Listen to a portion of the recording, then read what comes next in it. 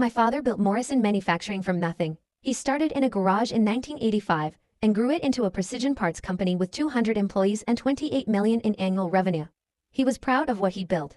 Proud enough to make sure I understood every aspect of the business from the time I was 16, working summers in the warehouse, then in accounting, then in sales, learning it from the ground up. When he remarried after my mother died, I was 23 and already working as his operations manager. Diane was nice enough at first, a widow with 3 daughters close to my age. Dad was lonely. I wanted him happy. I didn't object when he married her 6 months after they met. I should have objected when he hired her.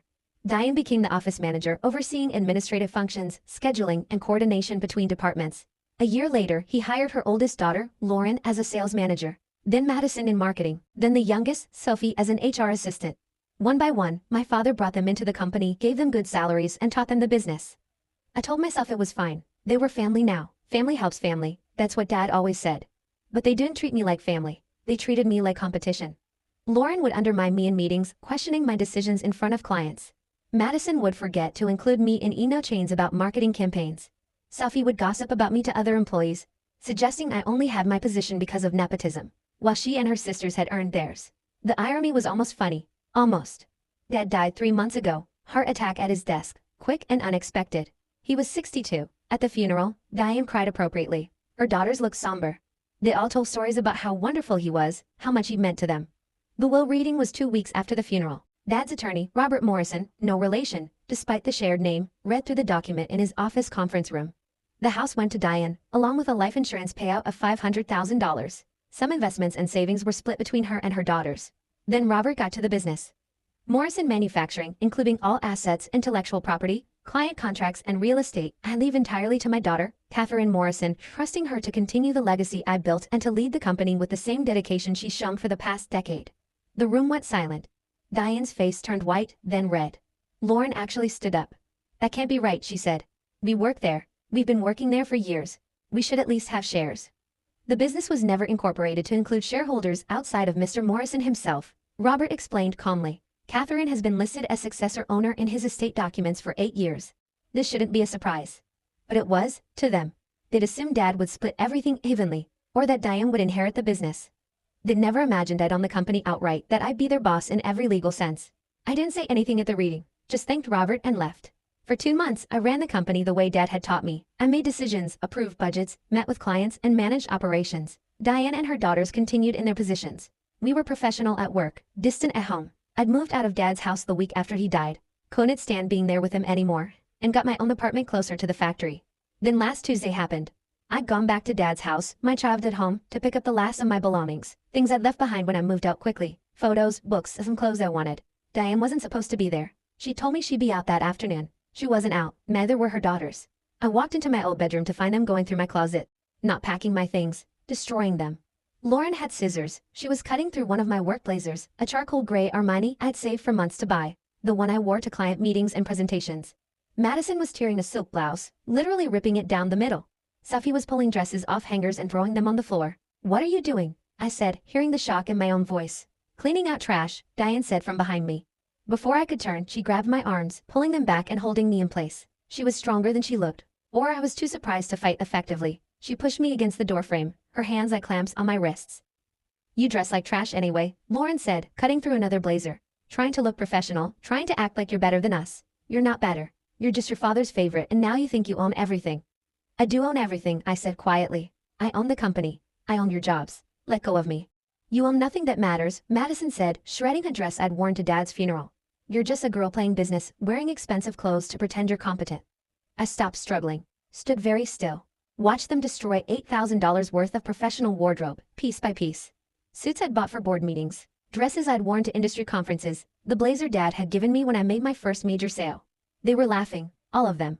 Diane held my arms while her daughters destroyed my clothes and laughed like it was the funniest thing they'd ever seen. I didn't fight, didn't scream, just memorized every detail. The scissors in Lauren's hand, the way Madison's fingers tore through silk. Sophie filmed me on her phone, recording the whole thing. Diane's grip on my wrists, hard enough to leave marks. When they finished, when my closet was full of shredded fabric and broken hangers, Diane let go. I walked out without saying anything, got in my car, bruises forming on my wrists, and drove straight to my attorney's office.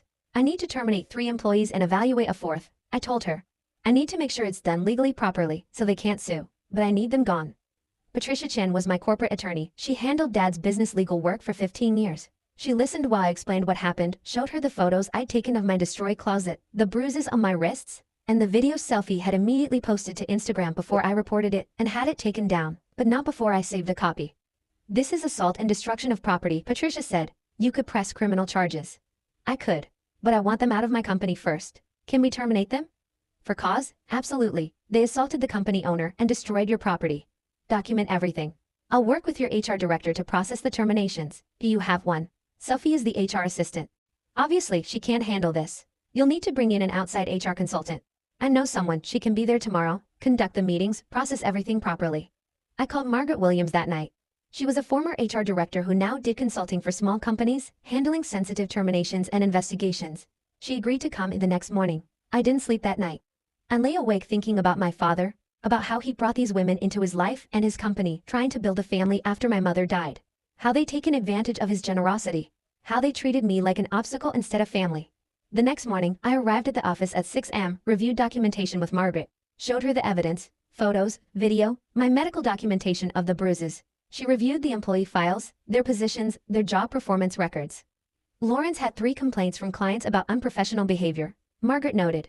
Madison missed 4 major deadlines last quarter. Sophie has documented attendance issues. Even without the assault, you'd have cause to terminate based on performance. I want them gone today. We can do that. At 9 a.m., Margaret called Diane into the conference room. I sat beside her, with Patricia on a video call as legal counsel. Diane walked in looking confident, like she was there to discuss a project. Please sit down, Margaret said. This is a termination meeting. Diane's expression shifted. Excuse me. We're terminating your employment effective immediately. Yesterday, you physically assaulted Catherine Morrison on her private property. You held her against her will while others destroyed her personal property. There's video evidence, photographic evidence, and medical documentation of bruising. That was a family matter. It has nothing to do with work. You assaulted the owner of this company. That's grounds for immediate termination. You violated the code of conduct, created a hostile work environment, and committed criminal battery. You're fired. You can't do this. I've worked here for 12 years. You can file for unemployment. It will be denied because you were terminated for cause. Sign here to acknowledge receipt of this termination letter. Diane signed with shaking hands. Security escorted her from the building. She wasn't allowed to return to her desk. Her personal items would be mailed to her. At 10 a.m. morning. Same process. Same evidence. Same outcome. She cried, pleaded, and threatened to sue. Patricia calmly explained that she had no case, that the evidence was overwhelming, and any attorney would advise her not to pursue action. At 11 a.m. Madison. She was angry instead of sad, yelling about wrongful termination, about how this was personal and vindictive. Margaret let her vent, then explained the performance documentation in her file, the missed deadlines, the client complaints, and how, even without the assault, her employment had been in jeopardy. At noon, Sophie, the youngest, the one who'd filmed the whole thing and posted it online, the one who laughed the hardest while my clothes were destroyed, she tried to apologize, said she didn't know they'd go that far, that she'd just been going along with her family. You filmed it, I said, speaking for the first time since Diane's meeting. You recorded me being assaulted and my property being destroyed, and you posted it on social media for entertainment. You're fired. All 4 of them were gone by 1 p.m. Security had escorted each one out separately. Their computer access was revoked. Their company email addresses were disabled. Their final paychecks would be mailed within the legally required timeframe, minus the cost of any company property not returned. The office was buzzing by lunch. Everyone knew something had happened, saw the security escorts, the closed-door meetings. I sent a company-wide email at 2 p.m., effective immediately. There have been personnel changes in management positions. Diane Morrison is no longer with the company. Lauren Morrison is no longer with the company. Madison Morrison is no longer with the company. Sophie Morrison is no longer with the company. These changes are permanent. I appreciate your continued dedication to Morrison Manufacturing. Professional, factual, no details, no drama. I promoted our assistant office manager to replace Diane. Promoted our top salesperson to replace Lauren. Hired a professional marketing director to replace Madison. Brought in a real HR professional to replace Sophie. The company didn't skip a beat. If anything, things ran smoother. The new people were qualified, experienced, and focused on work instead of family politics. Diane tried to call me 17 times that first week. I didn't answer. Lauren sent emails threatening legal action. Patricia sent her a response detailing the evidence we had and the criminal charges we could still file if she continued to harass me. Madison posted on social media about being wrongfully terminated. Several people who'd seen Sophie's video before it was taken down replied with screenshots, asking if this was about the assault. The post was deleted within an hour. Sophie tried to apologize through a mutual acquaintance, said she understood now that what they'd done was wrong, that she was sorry, that she hoped we could move past this as family. We weren't family. We'd never been family. They were people who married into my life, took advantage of my father's generosity, and then tried to destroy me when they didn't get what they felt entitled to. 3 months later, I'm still running Morrison Manufacturing. Revenue is up. Employee morale is up. We've landed 2 major new contracts. The board of advisors I established told me they were impressed by how I handled a difficult personnel situation with professionalism and clear documentation.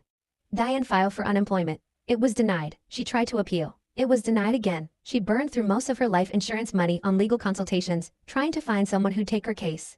No one would.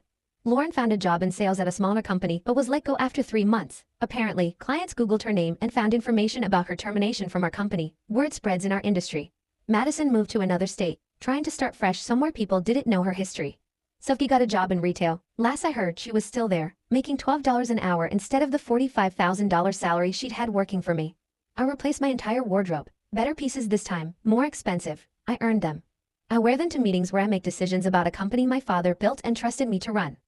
Sometimes people ask if I feel bad about firing them, about destroying their careers, about the financial hardship they're facing. I think about Diane holding my arms while her daughters destroy my clothes. I think about them laughing. I think about Sophie filming it and posting it online like it was entertainment.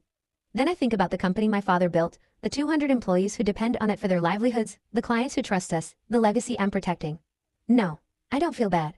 They assaulted me and destroyed my property because they thought I was weak. Because they thought owning the company didn't mean I'd actually use that power. Because they thought family meant I'd tolerate anything. I proved them wrong in the most professional way possible. Documentation, witnesses, legal process, HR protocols. Not revenge, just consequences. My father taught me how to run a business. He taught me how to make hard decisions, how to protect what matters, how to lead with both compassion and strength. He also taught me that sometimes the hardest decision is removing people who are toxic, even when they're family. Especially when they're family. I learned that lesson well. Morrison Manufacturing is thriving. I'm thriving. And 4 people who thought they could destroy me learned exactly how much power I actually had. All it took was one meeting with HR.